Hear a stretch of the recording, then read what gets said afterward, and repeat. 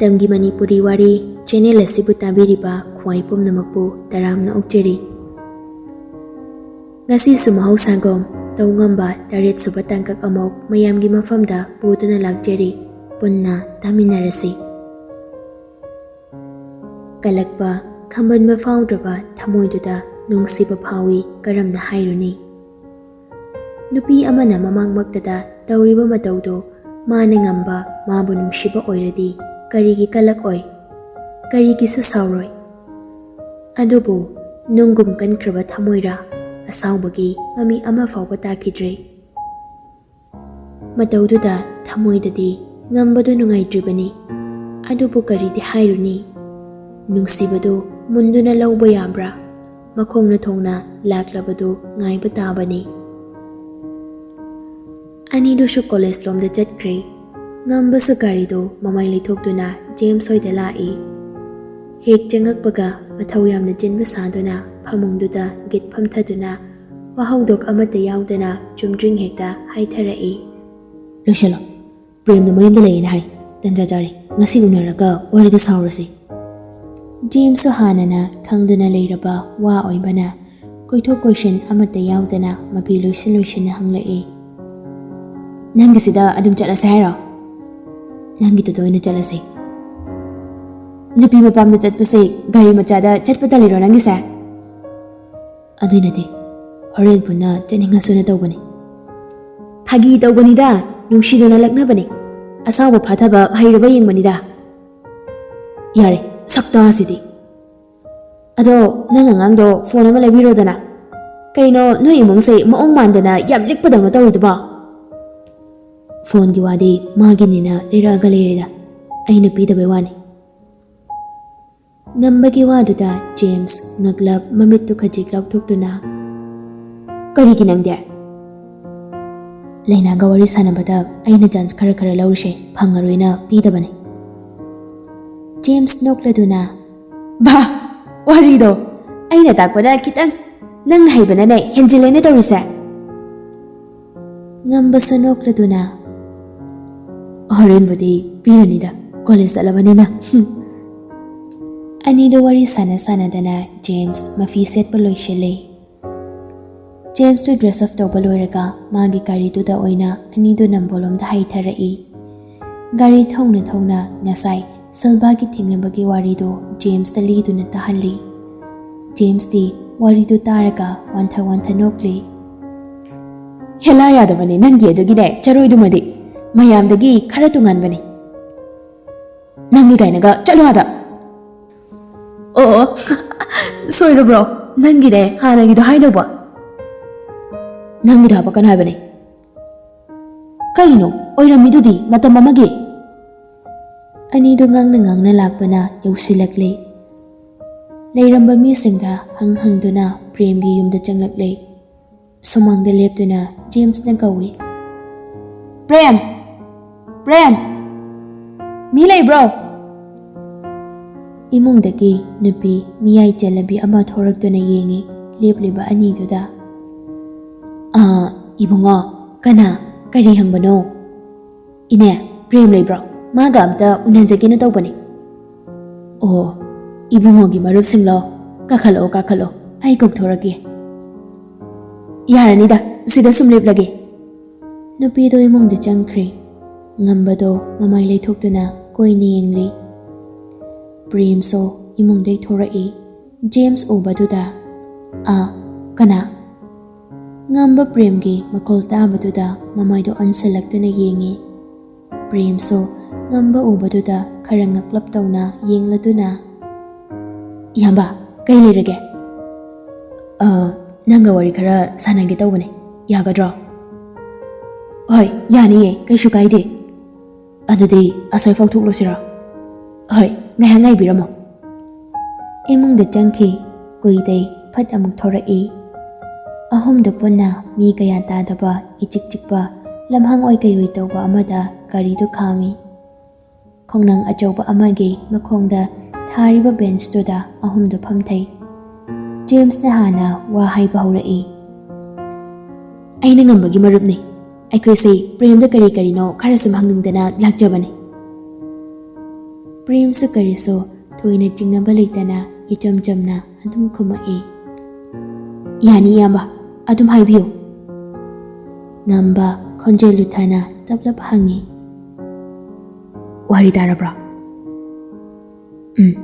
Tare. Ngamba mamai pulap leisilakduna Premda yengduna. Kayam kuirage Sanathoiga tinnarakpa? Kuire. Mana class 4 karakpadaini. Lainaga hana tinabane. Adagi aiga muk tinnarakpane. Magi asengma mayumse kadaidaino? Malomdagine. Ngamba tumin laikre James na amok wahangdo makha tana hanglai. Magi family na kamay tawgano? Babado engineer ni. Aduga imana akoina tamliba school tuda oja oibane. Private high school gi oja ne. Mana sida mataw karamna lairamliba. Prem wakal ngahak khanbagom second kharadi tumin lai mamay non thaduna. Tapna amok non khalakduna wari lirai.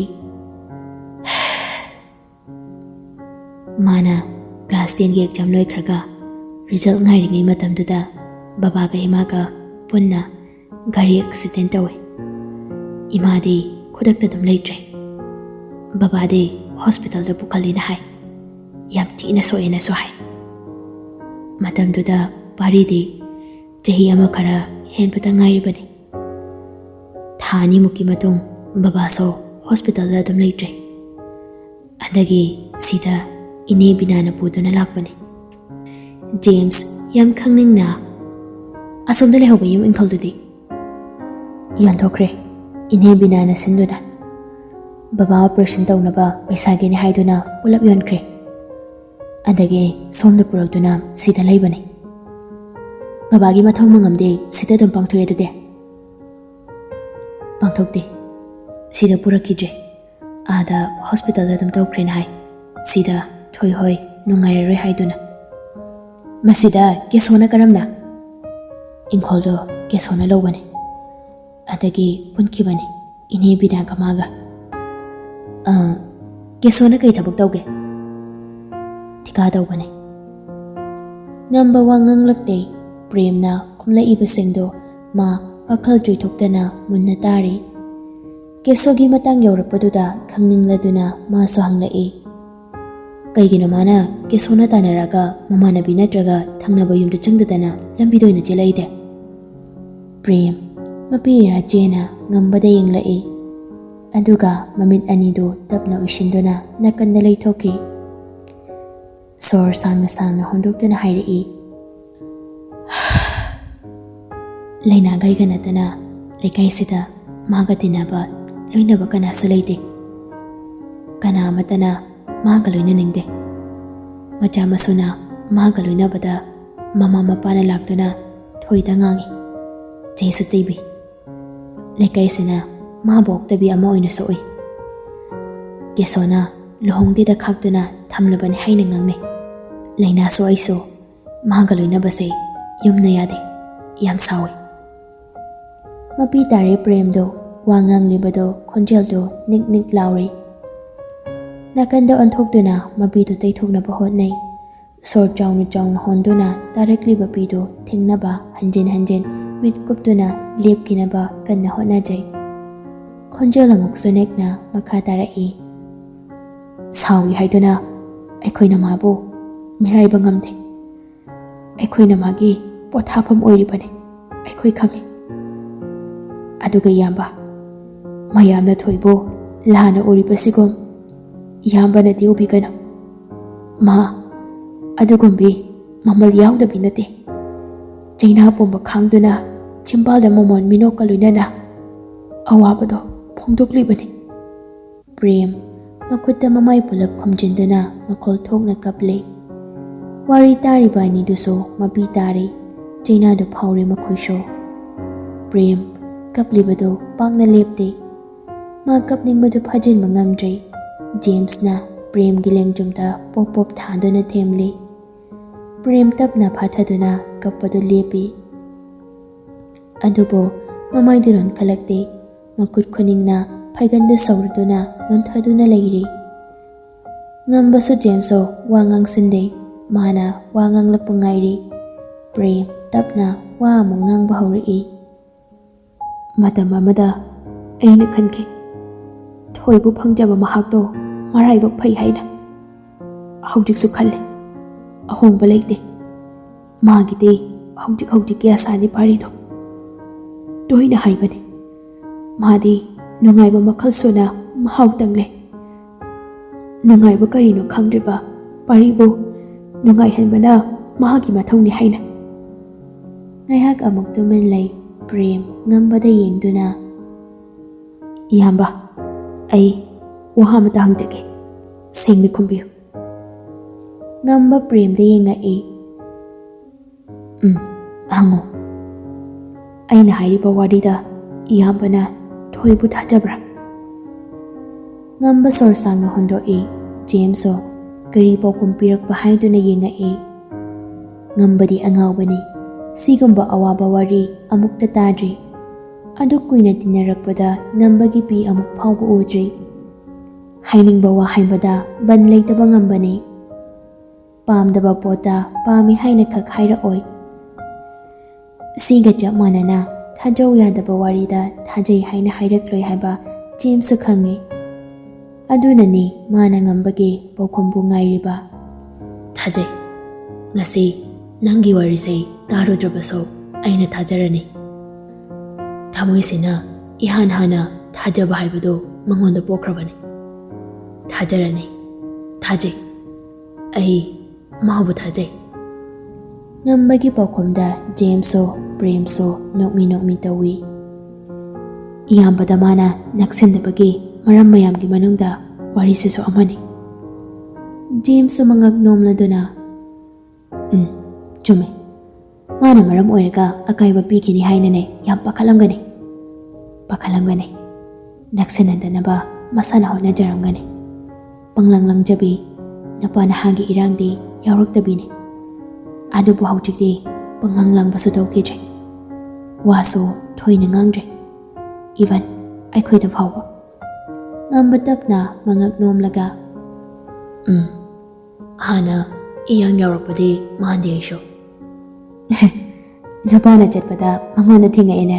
ꯅꯨꯄꯥꯗꯨꯒ ꯂꯝꯕꯤꯗ ꯐꯨꯅꯔꯤꯅꯤ. ꯈꯥꯝꯗꯣꯛꯅꯕꯗ ꯄꯨꯔꯥ ꯀꯨꯝꯍꯩ ꯇꯥꯔꯤꯅꯤ ꯂꯝꯕꯤꯗ. ꯄ꯭ꯔꯦꯝꯅ ꯅꯣꯛꯂꯒ ꯍꯥꯏꯔꯛꯄꯅꯤ.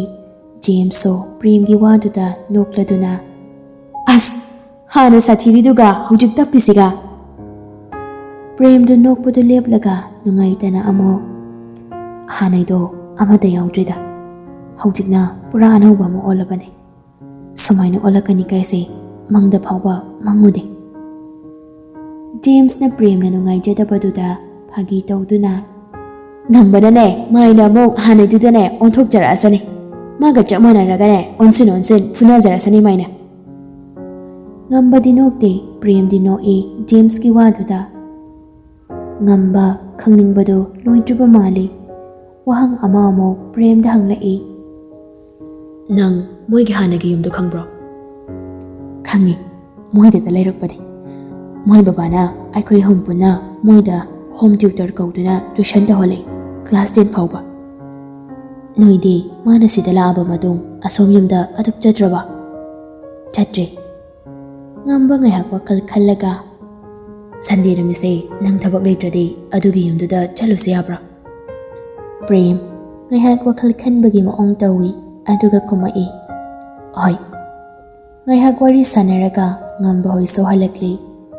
James ꯍꯣꯏꯗ ꯂꯥꯛꯇꯨꯅ ꯉꯥꯏꯍꯥꯛ ꯄꯣꯊꯥꯏ. ꯂꯩꯅꯥꯗ call ꯇꯧꯗꯨꯅ ꯂꯧꯕ ꯂꯥꯛꯄ ꯌꯥꯔꯗ꯭ꯔꯥ ꯍꯪꯉꯤ. ꯂꯥꯛꯑꯣ ꯍꯥꯏꯔꯛꯄꯗꯒꯤ ꯃꯥꯒꯤ ꯒꯥꯔꯤꯗꯨ ꯊꯧꯗꯨꯅ ꯀꯣꯂꯦꯖ ꯂꯣꯝꯗ ꯂꯥꯛꯏ. ꯒꯦꯠ ꯃꯅꯥꯛꯇ ꯑꯅꯤꯗꯨ ꯂꯦꯞꯇꯨꯅ ꯂꯩꯔꯝꯃꯤ. ꯂꯩꯅꯥꯒꯤ ꯒꯥꯔꯤꯁꯨ ꯅꯥꯀꯟꯗ ꯈꯥꯝꯃꯤ. ꯉꯝꯕ ꯁꯅꯥꯊꯣꯏꯗ ꯌꯦꯡꯉꯛꯇꯦ ꯍꯟꯅ ꯐꯥꯎ. ꯂꯩꯅꯥꯗ ꯑꯣꯟꯁꯤꯟꯗꯨꯅ ꯋꯥꯔꯤ ꯁꯥꯏ. ꯉꯁꯤ ꯑꯍꯥꯟꯕ ꯀꯣꯂꯦꯖ ꯀꯥꯕꯁꯦ ꯅꯨꯡꯉꯥꯏꯕ꯭ꯔꯣ ꯂꯩꯅꯥ? ꯂꯩꯅꯥꯁꯨ ꯅꯣꯛꯃꯤ ꯇꯧꯗꯨꯅ, ꯑꯩꯗꯤ ꯀꯨꯏꯔꯦꯗ ꯀꯣꯂꯦꯖ ꯀꯥꯕ. ꯑꯗꯨꯒꯤ ꯋꯥꯗꯨꯗꯤ ꯑꯩꯈꯣꯏ ꯊꯣꯏꯗ ꯑꯣꯏꯅ ꯍꯪꯉꯣ. ꯀꯩꯅꯣ, ꯅꯪꯒ ꯃꯥꯟꯅꯗ꯭ꯔꯣ ꯍꯥꯏꯁꯤꯕꯣ? ꯑꯩꯅ ꯑꯃ ꯍꯦꯟꯗꯣꯛꯈ꯭ꯔꯦ, ꯃꯥꯅ ꯄꯣꯊꯥꯔꯤꯉꯩꯗ. ꯅꯣꯛꯇꯨꯅ ꯈꯨꯝꯂꯛꯄꯅꯤ. ꯑꯗꯨꯗꯤ ꯅꯪꯅ ꯊꯥꯔꯠꯅꯤꯅꯦꯀꯣ? ꯑꯗꯨꯗ ꯉꯝꯕ ꯑꯩꯁꯨ ꯍꯟꯅꯕ ꯇꯧꯔꯒꯦ ꯊꯣꯏ ꯍꯜꯂꯣꯀꯣ ꯍꯌꯦꯡ ꯑꯃꯨꯛ ꯊꯦꯡꯅꯔꯁꯤ ꯁꯅꯥꯊꯣꯏꯗꯣ ꯃꯉꯛ ꯅꯣꯝꯗꯨꯅ ꯍꯣꯏ ꯍꯌꯦꯡ ꯉꯟꯇꯥꯅ ꯂꯥꯛꯎꯀꯣ ꯂꯩꯅꯥꯗꯣ ꯁꯅꯥꯊꯣꯏꯗ ꯕꯥꯏ ꯕꯥꯏꯒ ꯇꯧꯔꯝꯃꯒ ꯒꯥꯔꯤ ꯊꯧꯗꯨꯅ ꯆꯠꯈ꯭ꯔꯦ꯫ ꯉꯝꯕ ꯍꯧꯖꯤꯛ ꯐꯥꯎꯕ ꯁꯅꯥꯊꯣꯏꯗ ꯑꯃꯨꯛ ꯐꯥꯎ ꯌꯦꯡꯉꯛꯇꯦ꯫ ꯒꯥꯔꯤ ꯀꯥꯈꯠꯇꯨꯅ ꯁ꯭ꯇꯥꯔꯠ ꯇꯧꯏ꯫ ꯁꯅꯥꯊꯣꯏꯁꯨ ꯀꯥꯈꯠꯇꯨꯅ ꯇꯣꯡꯉꯤ꯫ ꯌꯨꯝ ꯌꯧꯔꯛꯇꯨꯅ ꯁꯨꯃꯥꯡꯗ ꯈꯥꯝꯃꯤ ꯒꯥꯔꯤꯗꯣ꯫ ꯁꯅꯥꯊꯣꯏꯅ ꯀꯨꯝꯊꯕꯒ ꯉꯝꯕ ꯒꯥꯔꯤꯗꯣ ꯒꯥꯔꯥꯖ ꯂꯣꯝꯗ ꯊꯧꯖꯤꯟꯈꯤ꯫ ꯉꯝꯕꯒꯤ ꯃꯇꯧꯗꯨꯗ ꯁꯅꯥꯊꯣꯏ ꯈꯔ ꯉꯛꯄꯗꯤ ꯐꯥꯎꯏ꯫ ꯀꯔꯤꯒꯤꯅꯣ ꯍꯥꯏꯅ ꯋꯥꯈꯜꯗꯨꯗꯁꯨ ꯈꯜꯂꯤ꯫ ꯄꯥꯔꯤꯗꯣ ꯁꯨꯃꯥꯡꯗ ꯕꯣꯜ ꯀꯥꯎꯗꯨꯅ ꯁꯥꯟꯅꯔꯤ ꯃꯤꯌꯥꯏ ꯆꯜꯂꯕ ꯅꯨꯄꯥ ꯑꯃꯒ ꯅꯣꯛ ꯅꯣꯛꯇꯨꯅ꯫ ꯉꯝꯕꯁꯨ ꯒꯥꯔꯤꯗꯣ ꯊꯅꯝꯂꯒ ꯊꯣꯔꯛꯇꯨꯅ ꯕꯣꯜ ꯁꯥꯟꯅꯔꯤꯗꯨ ꯌꯥꯎꯁꯤꯜꯂꯤ꯫ ꯅꯥꯀꯟꯗ ꯂꯦꯞꯂꯤꯕ ꯁꯅꯥꯊꯣꯏꯗꯗꯤ ꯃꯥ ꯌꯦꯡꯂꯛꯇ꯭ꯔꯦ꯫ ꯁꯅꯥꯊꯣꯏꯁꯨ ꯉꯥꯏꯍꯥꯛ ꯂꯦꯞꯄꯝꯃꯒ ꯃꯥꯒꯤ ꯀꯥꯗ ꯆꯪꯗꯨꯅ ꯐꯤ ꯍꯣꯡꯗꯣꯛꯏ꯫ ꯂꯣꯏꯔꯒ ꯕꯜꯀꯣꯅꯤꯗ ꯊꯣꯔꯛꯇꯨꯅ ꯉꯁꯥꯏ ꯕꯣꯜ ꯁꯥꯟꯅꯕꯗꯣ ꯁꯥꯟꯅꯔꯤꯕ꯭ꯔꯥ ꯌꯦꯡꯉꯤ꯫ ꯁꯥꯟꯅꯔꯝꯃꯤ ꯍꯧꯖꯤꯛꯁꯨ ꯑꯍꯨꯝꯗꯣ ꯅꯣꯛ ꯅꯣꯛꯇꯨꯅ ꯍꯔꯥꯎꯅ꯫ ꯌꯦꯡꯅ ꯉꯁꯥꯏ ꯂꯩꯅꯥꯅ ꯍꯥꯏꯕꯗꯣ ꯑꯃꯨꯛꯁꯨ ꯅꯤꯡꯁꯤꯡꯂꯛꯏ꯫ ꯍꯧꯖꯤꯛ ꯐꯥꯎꯕ ꯅꯪꯒꯤꯗꯃꯛꯇ ꯂꯦꯞꯂꯤ꯫ ꯃꯥꯅ ꯅꯪꯕꯨ ꯅꯨꯡꯁꯤꯗꯕ ꯑꯣꯏꯔꯗꯤ ꯉꯍꯥꯟꯅ ꯀꯦꯁꯣꯒ ꯏꯅꯦꯒꯅ ꯂꯥꯛꯑꯝꯕ ꯅꯨꯃꯤꯠꯇꯣ ꯑꯗꯨꯗꯩ ꯅꯪꯉꯣꯟꯗ ꯍꯩꯅꯗꯕ ꯑꯗꯨꯝ ꯎꯠꯂꯛꯑꯅꯤ꯫ ꯑꯗꯣ ꯍꯧꯖꯤꯛ ꯐꯥꯎꯕꯗꯤ ꯑꯗꯨꯒꯨꯝꯕ ꯎꯠꯇ꯭ꯔꯤꯗꯅ꯫ ꯑꯩꯒꯤ ꯋꯥꯗꯤ ꯊꯃꯣꯏ ꯁꯦꯡꯕꯁꯨ ꯃꯥꯜꯂꯤ꯫ ꯅꯪ ꯋꯥꯈꯜ ꯃꯨꯟꯅ ꯈꯟꯖꯧꯀꯣ꯫ ꯁꯅꯥꯊꯣꯏ ꯅꯤꯡꯁꯤꯡꯅ ꯁꯨꯃꯥꯡꯗ ꯁꯥꯟꯅꯔꯤꯕ ꯉꯝꯕꯗ ꯌꯦꯡꯗꯨꯅ ꯑꯃꯨꯛ ꯈꯜꯂꯤ꯫ ꯀꯩꯒꯤꯅꯣ ꯃꯥꯅ ꯉꯁꯥꯏ ꯀꯣꯂꯦꯖ ꯍꯜꯂꯛꯄꯗꯒꯤ ꯑꯩꯉꯣꯟꯗ ꯑꯃꯨꯛꯇ ꯐꯥꯎꯕ ꯌꯦꯡꯗ꯭ꯔꯤꯁꯦ? ꯅꯍꯥꯟꯈꯩꯅ ꯂꯣꯟꯅ ꯑꯗꯨꯝ ꯌꯦꯡꯉꯒ ꯗꯨꯛ ꯊꯥꯕꯁꯨ ꯌꯦꯡꯉꯤ, ꯕ꯭ꯔꯦꯛꯐꯥꯁ ꯆꯥꯔꯁꯨ ꯌꯦꯡꯉꯤ, ꯆꯥꯛ ꯆꯥꯔꯁꯨ ꯑꯗꯨꯝ ꯌꯦꯡꯕꯅꯤ꯫ ꯑꯗꯨꯒ ꯍꯧꯖꯤꯛꯅ ꯀꯩꯗꯧꯔꯖꯥꯠꯅꯣ? ꯍꯩꯅꯗꯕ ꯎꯠꯂꯤꯕ ꯖꯥꯠꯂꯥ? ꯅꯠꯇ꯭ꯔꯒ ꯋꯥꯈꯜ ꯑꯣꯟꯈ꯭ꯔꯖꯥꯠꯂꯣ? ꯉꯝꯕ ꯇꯁꯦꯡꯅ ꯋꯥ ꯉꯥꯡꯂꯛꯈꯤꯗ꯭ꯔꯦ꯫ ꯅꯨꯡꯗꯥꯡ ꯗꯤꯅꯔ ꯆꯥꯕꯗꯨꯁꯨ ꯍꯟꯅ ꯐꯥꯎꯕ ꯌꯦꯡꯂꯛꯇꯦ꯫ ꯃꯃꯥ ꯃꯄꯥꯅ ꯍꯪꯕꯗꯤ ꯍꯔꯥꯎ ꯍꯔꯥꯎ ꯑꯗꯨꯃꯛ ꯈꯨꯝꯃꯤ꯫ ꯁꯅꯥꯊꯣꯏꯗꯗꯤ ꯋꯥꯁꯨ ꯉꯥꯡꯂꯛꯇ꯭ꯔꯦ, ꯌꯦꯡꯁꯨ ꯌꯦꯡꯂꯛꯇ꯭ꯔꯦ꯫ ꯆꯥꯐꯝ ꯊꯣꯛꯄ ꯈꯔ ꯆꯥꯔꯒ ꯍꯧꯒꯠꯇꯨꯅ ꯆꯠꯈꯤ꯫ ꯆꯥꯕ ꯊꯛꯄ ꯂꯣꯏꯅꯔꯒ ꯁꯅꯥꯊꯣꯏꯁꯨ ꯃꯥꯒꯤ ꯀꯥꯗ ꯆꯪꯗꯨꯅ ꯊꯣꯡꯗꯨ ꯂꯣꯛ ꯇꯧꯁꯤꯜꯂꯒ ꯐꯃꯨꯡꯗ ꯇꯨꯃꯤꯟ ꯃꯪꯗꯨꯅ ꯐꯝꯂꯤ꯫ ꯃꯤꯅꯤꯠ 5ꯃꯨꯛꯀꯤ ꯃꯇꯨꯡ ꯊꯣꯡꯗꯨ ꯃꯄꯥꯟꯗꯒꯤ ꯅꯣꯛ ꯇꯧꯔꯛꯏ꯫ ꯁꯅꯥꯊꯣꯏ ꯍꯧꯒꯠꯇꯨꯅ ꯊꯣꯡꯗꯨ ꯍꯥꯡꯗꯣꯛꯏ꯫ ꯉꯝꯕ ꯂꯦꯞꯇꯨꯅ ꯂꯩꯔꯝꯃꯤ, ꯃꯈꯨꯠꯇ ꯕꯣꯛꯁ ꯑꯃ ꯄꯥꯏꯗꯨꯅ꯫ ꯁꯅꯥꯊꯣꯏ ꯇꯤꯉꯛ ꯌꯦꯡꯂꯒ ꯀꯩ? ꯋꯥ ꯍꯥꯏꯕꯒ ꯅꯪꯗꯦ ꯉꯝꯕꯅ ꯐꯠ ꯆꯪꯁꯤꯜꯂꯛꯇꯨꯅ ꯀꯣꯟꯁꯤꯜꯂꯛꯄ꯫ ꯁꯅꯥꯊꯣꯏ ꯃꯌꯥ ꯀꯥꯗꯨꯅ ꯃꯃꯤꯠ ꯂꯥꯎꯊꯣꯛꯇꯨꯅ ꯉꯥꯏꯍꯥꯛ ꯇꯔꯪ ꯆꯦꯠꯅ ꯇꯨꯃꯤꯟ ꯂꯦꯞꯄꯤ꯫ ꯃꯤꯅꯤꯠ ꯑꯃꯃꯨꯛ ꯑꯗꯨꯝꯅ ꯂꯦꯞꯂꯤ꯫ ꯁꯅꯥꯊꯣꯏꯗꯨ ꯒ꯭ꯌꯥꯟ ꯈꯪꯇꯥ ꯇꯥꯔꯛꯇꯨꯅ ꯈꯪꯆꯠ ꯆꯠꯊꯣꯛꯈꯤꯒꯦ ꯇꯧꯕꯅꯤ꯫ ꯑꯗꯨꯕꯨ ꯉꯝꯕꯅ ꯀꯣꯜꯂꯤꯕꯗꯨ ꯆꯦꯠꯃꯟꯕꯅ ꯊꯣꯛꯄ ꯉꯝꯗ꯭ꯔꯤ꯫ ꯀꯩꯅꯣ ꯇꯧꯔꯤꯁꯤꯕꯣ? ꯉꯝꯕ ꯇꯞꯅ ꯀꯣꯜꯂꯤꯕꯗꯨ ꯊꯥꯗꯣꯔꯛꯏ꯫ ꯑꯗꯨꯒ ꯁꯅꯥꯊꯣꯏꯗ ꯃꯨꯟꯅ ꯌꯦꯡꯂꯗꯨꯅ ꯑꯩꯅ ꯅꯪꯉꯣꯟꯗ ꯍꯟꯅ ꯐꯥꯎ ꯌꯦꯡꯗꯕ ꯋꯥ ꯑꯃ ꯐꯥꯎ ꯉꯥꯡꯂꯛꯇꯕꯗꯣ ꯅꯪ ꯁꯥꯎꯅꯤꯡꯕ꯭ꯔꯣ? ꯁꯥꯎꯅꯤꯡꯗꯦ꯫ ꯅꯪꯉꯣꯟꯗ ꯍꯦꯛ ꯌꯦꯡꯉꯨꯕꯗ ꯅꯪꯁꯦ ꯑꯩꯅ ꯁꯣꯏꯗꯅꯃꯛꯀꯤ ꯏꯊꯥꯅꯨꯡꯗ ꯊꯝꯅꯤꯡꯉꯛꯑꯗꯧꯕ꯫ ꯑꯗꯨꯒꯤ ꯑꯩꯁꯦ ꯈꯥꯡꯕꯅꯤ, ꯌꯦꯡꯉꯣꯏꯒꯦ ꯍꯥꯏꯗꯨꯅ꯫ ꯑꯗꯣ ꯉꯝꯗ꯭ꯔꯦ꯫ ꯅꯪ ꯁꯥꯎꯅꯤꯡꯕ꯭ꯔꯣ ꯑꯩꯅ ꯁꯨꯃꯥꯏ ꯇꯧꯕꯁꯦ? ꯁꯅꯥꯊꯣꯏ ꯈꯨꯝꯂꯛꯇꯦ, ꯇꯨꯃꯤꯟ ꯂꯦꯞꯂꯤ ꯃꯃꯩ ꯅꯣꯟꯊꯗꯨꯅ꯫ ꯄꯨꯟꯁꯤꯒꯤ ꯑꯍꯥꯟꯕ ꯑꯣꯏꯅ ꯅꯨꯄꯤꯒꯤ ꯈꯨꯗꯥꯡ ꯄꯥꯏꯕꯁꯨ ꯅꯪꯒꯤ ꯄꯥꯏꯕꯗꯨꯅ ꯑꯍꯥꯟꯕꯅꯤ꯫ ꯑꯗꯨꯒ ꯀꯩꯅꯣꯗꯣ? ꯉꯝꯕꯅ ꯋꯥ ꯉꯥꯡꯕ ꯂꯣꯏꯗ꯭ꯔꯤꯉꯩ ꯊꯠꯆꯤꯟꯗꯨꯅ ꯍꯥꯏꯔꯛꯄꯅꯤ꯫ ꯀꯣꯟꯕꯁꯨ ꯅꯪꯉꯣꯟꯗꯅ ꯑꯍꯥꯟꯕꯅꯤ꯫ ꯉꯝꯕꯁꯨ ꯍꯥꯏꯒꯦ ꯌꯥꯎꯅ ꯅꯣꯡꯃꯤ ꯇꯧꯗꯨꯅ ꯍꯥꯏꯖꯤꯜꯂꯛꯄꯅꯤ꯫ ꯁꯅꯥꯊꯣꯏ ꯃꯃꯥꯏꯗꯨ ꯕꯪ ꯁꯥꯒꯠꯂꯤ꯫ ꯈꯖꯥꯏ ꯑꯅꯤꯗꯨ ꯉꯥꯡꯁꯤꯜꯂꯕꯅꯤ꯫ ꯉꯝꯕ ꯕꯣꯛꯁꯁꯨ ꯄꯤꯔꯛꯏ꯫ ꯁꯦ ꯂꯧꯁꯜꯂꯨ, ꯁꯦꯝꯁꯨ ꯌꯥꯎꯔꯕꯅꯤ꯫ ꯁꯅꯥꯊꯣꯏ ꯃꯃꯥꯏ ꯅꯣꯟꯊꯗꯨꯅ ꯕꯣꯛꯁꯇꯨ ꯇꯞꯅ ꯂꯧꯏ꯫ ꯑꯗꯨꯒ ꯇꯞꯅ ꯍꯥꯏꯔꯛꯏ, ꯊꯦꯡꯛ ꯌꯨ꯫ ꯑꯗꯨꯒ ꯀꯔꯤ? ꯍꯥꯏꯅꯤꯡꯕ, ꯇꯝꯅꯤꯡꯕ, ꯉꯥꯡꯅꯤꯡꯕ ꯂꯩꯔꯕꯣ? ꯍꯥꯏꯔꯛꯑꯣ꯫ ꯆꯠꯂꯣ, ꯑꯩ ꯇꯨꯝꯃꯒꯦ꯫ ꯉꯝꯕ ꯅꯣꯛꯃꯤ ꯇꯧꯗꯨꯅ ꯆꯠꯄꯨꯗꯤ ꯆꯠꯂꯒꯦ, ꯑꯗꯣ ꯇꯨꯝꯕꯗꯤ ꯇꯨꯝꯈꯤꯅꯨ꯫ ꯑꯩ ꯇꯦꯛꯁ ꯇꯧꯔꯛꯀꯦ, ꯔꯤꯄ꯭ꯂꯥꯏ ꯄꯤꯔꯛꯎꯀꯣ꯫ ꯉꯝꯕ ꯑꯗꯨ ꯍꯥꯏꯔꯝꯂꯒ ꯊꯣꯛꯈ꯭ꯔꯦ꯫ Sanathoi thongdo lokfat tawsali aduga phamang machiduda phamduna makhutna mamaido humai hummi aduga machinduda soli. Yam tau ngame. Maming sinara khangde. Mingi kada ka jangaga hekti konsela ine. Text reply piro kaina ka bisu piro. Toungamba haisini. Box manungda yauriba phone do message lakpagi vibrate nganglakpaduda lokthokduna yengi. WhatsApp the message ama leirami. Ming thonbidri haiduna crying emoji amaga loinana save tawrami number do. Sanathoi yengbada khangi ngambagi number ni haiba. Lokfit tawra e chumbal do. Hangdokduna yengi message do. Ai nang nungsiri. Mayam nungsiri. Ai ngahorga jatawre. Kamai tawne? Reply pide pathoklaga phone do khadang de thamduna nokmi lay. Amuk su vibration nganglai hathu changduna yengi. Reply piro pathoga tumin lekhino. Amuk ka sanam thazilai. Limba sabasay yamwai. Ngasiday haining bahayrani. Akata na amuk ka so. Nang nangasay ay najagjaring hindi ngagpado.